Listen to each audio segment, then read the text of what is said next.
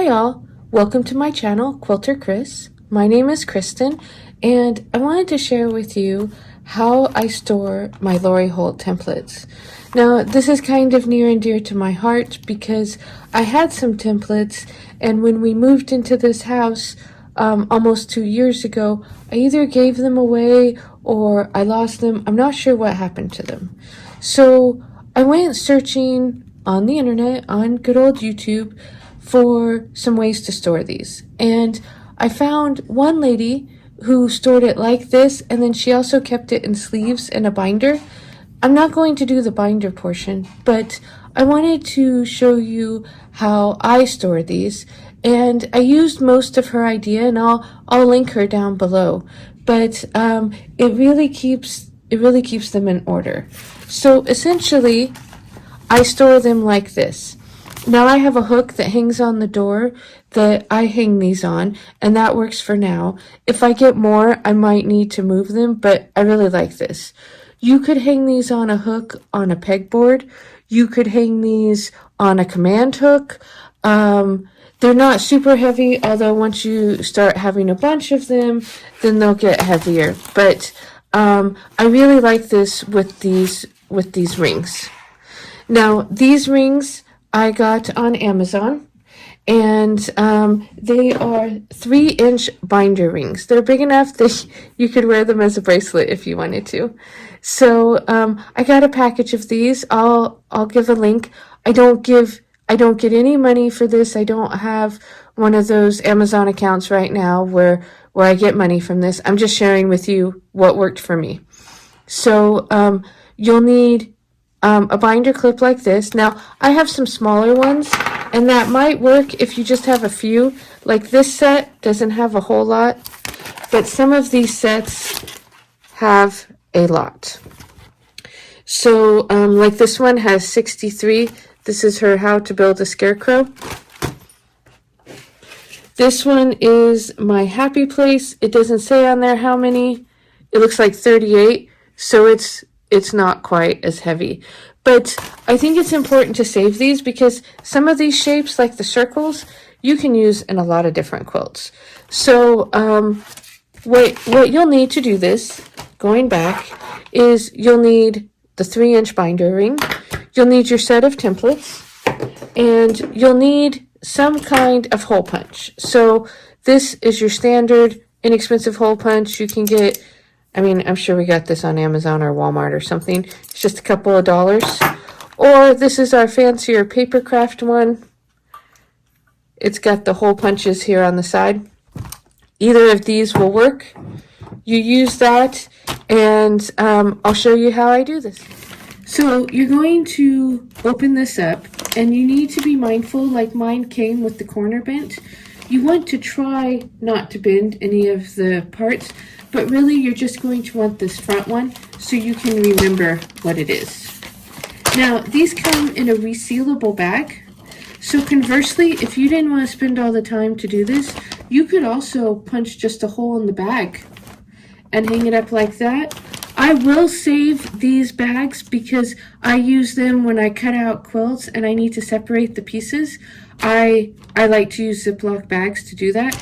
But that's totally your own choice. You could recycle it, toss it, whatever you wanted. So I would take scissors and I'm going to cut this right down the middle.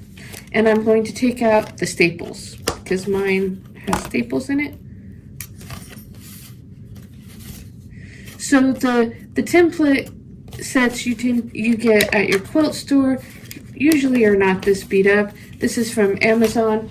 And you know, sometimes when they're shipping things, it's just easy for things to get bent.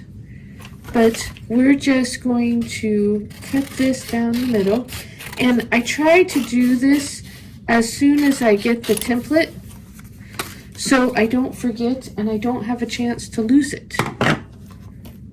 And it's a great project to do in front of the TV or listening to the radio or an audiobook, or talking to your friends, watching videos. Okay, so, and this part is optional, but I think it helps.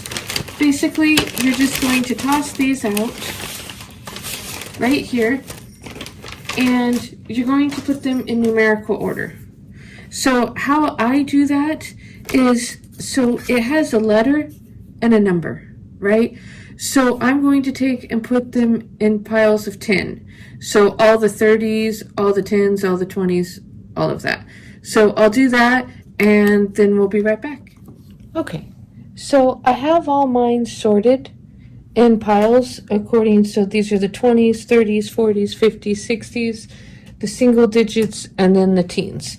So I've gotten all these sorted. I haven't poked the holes in them yet. I do think I might have dropped one. We'll see as we go.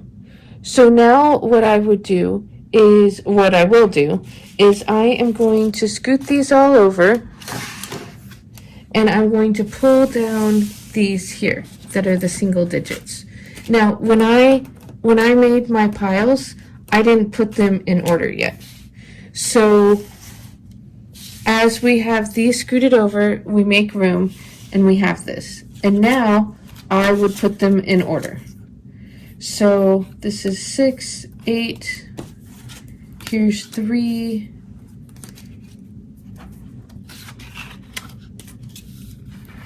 so I would just keep putting these in order until I have them.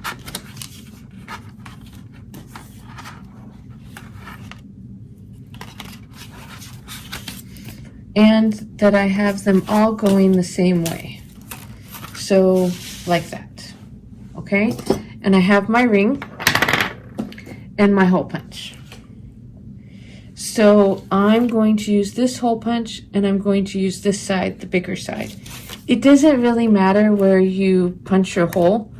I don't necessarily want to do mine too close to the edge. I want to kind of do it a middle somehow. So I poke my hole and then we put them on the ring, just like that. So we keep on doing that until we finish all of them, and I'll be right back to show you. Okay, a quick note about putting these on the rings. So you can put them on the rings in whatever order you want. How I did mine is I did 1 first, and so here's 9 on the back, right?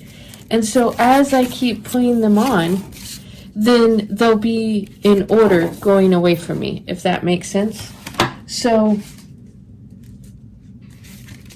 where the 1 is now the front of it.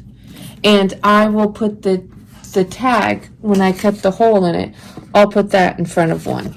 But you're going to want, when you're working on this, you'll probably take them off in whatever order.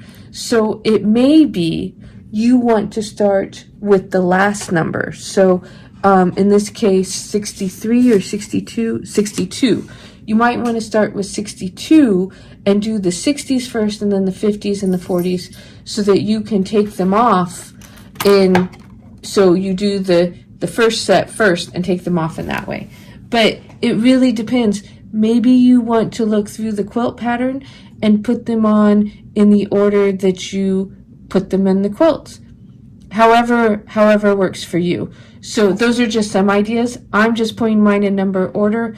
I figure that will help me when I go to take these off, and at least I'll know where the template is as I need to pull it off.